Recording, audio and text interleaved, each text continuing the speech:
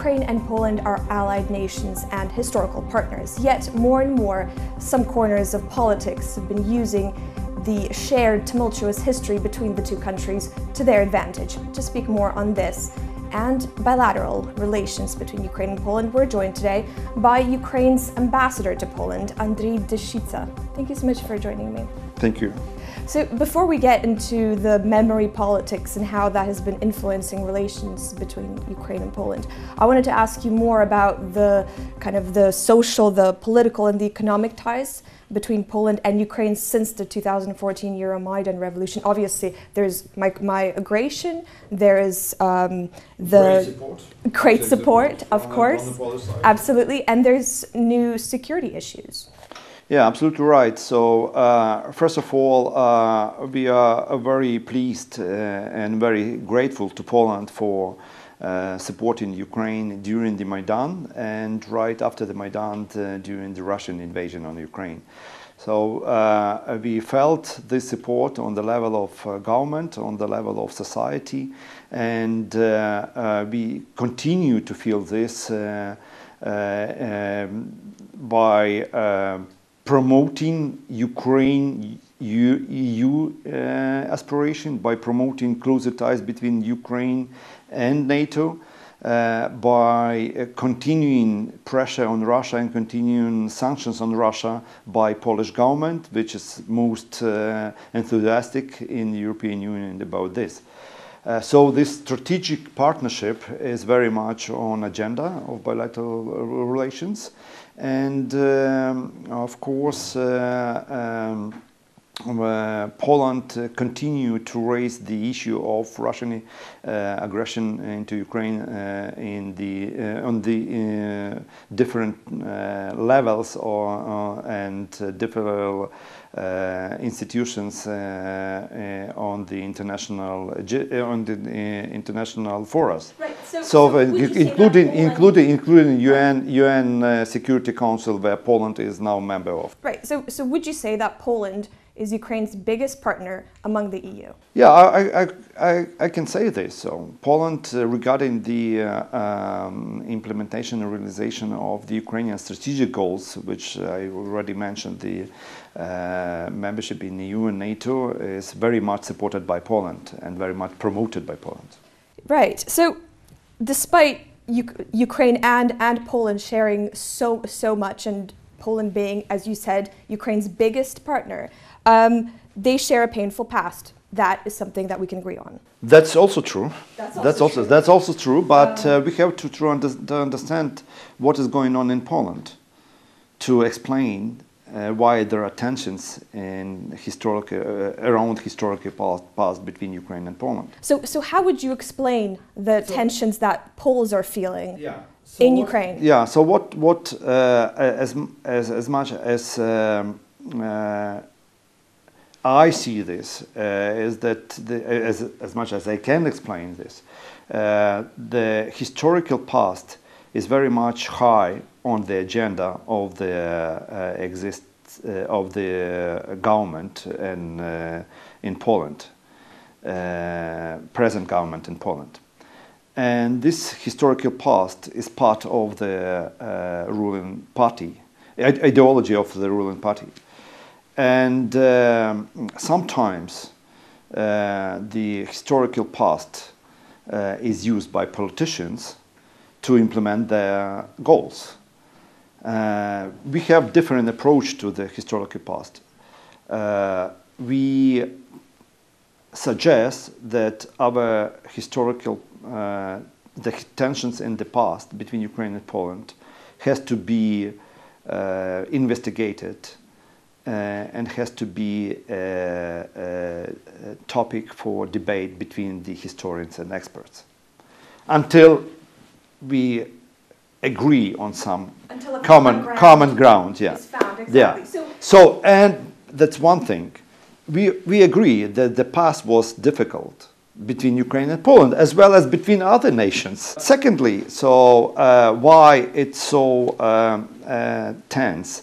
Because, as I mentioned, because sometimes politicians are trying to use this historical past for the political programs, ideas. So this year, Ukraine's President Petro Poroshenko and Polish President Andrzej Duda did not mark the anniversary of the Volyn tragedy together. They held separate events. It's also good that they commemorate these events. It's happened separately, but we are working to have it in the future that both presidents will commemorate the victims of this bilateral war jointly. Because, of course, there are more people, more Poles died in Volyn, during the Second World War than Ukrainians in Poland. But should we compare the figures? No, because it's every life is values, every life values, and 1,000 or 10,000 or 100,000, we have to pray for these people, for these victims. Right, and some nations might take advantage of, to an extent that this issue divides Ukraine and Poland still. So you're absolutely right. So, but I want to be more precise. Not some nations, but those nations who don't want to have the unity between Ukraine and Poland. The nation that doesn't want to have Poland as biggest supporter of Ukraine, the nation that doesn't want to have the nation that doesn't want to sanctions against Russia to be continued, and this nation is Russia, of course, and Russia wants to have tension between Ukraine and Poland because it gives Russia advantage, and we have to be wise enough to learn from the history, from the past, that if we are divided, then none of the nations will win. The winner will be from the other side, the third side. And of course, Russia can use this historical debate or tension to confront Ukraine and Poland. And that is why it is important for politicians, it is important for diplomats to keep the strategic level of partnership between Poland and Ukraine, and to keep good relations between the nations, to keep good contacts between the societies. And so that's essentially your job. It's my job, and we are doing it, as well as my colleague, Polish ambassador in Ukraine. Right. So what do you think it will take for mutual forgiveness to happen between Poland and Ukraine? What will it take? We have to. I think we have to use the formula. We have to use the phrase said by the Pope: "Forgive and ask for forgiveness." This is the only mean that can be used to find best solution to overcome the historical past. We will not return these people. We can praise these victims, and we can forgive for what was done. And if we are wise enough, we will follow this way. Right. I think some wise words. Just one last question. One issue that Ukraine and Poland seem to agree on is the danger of the Nord Stream 2 pipeline.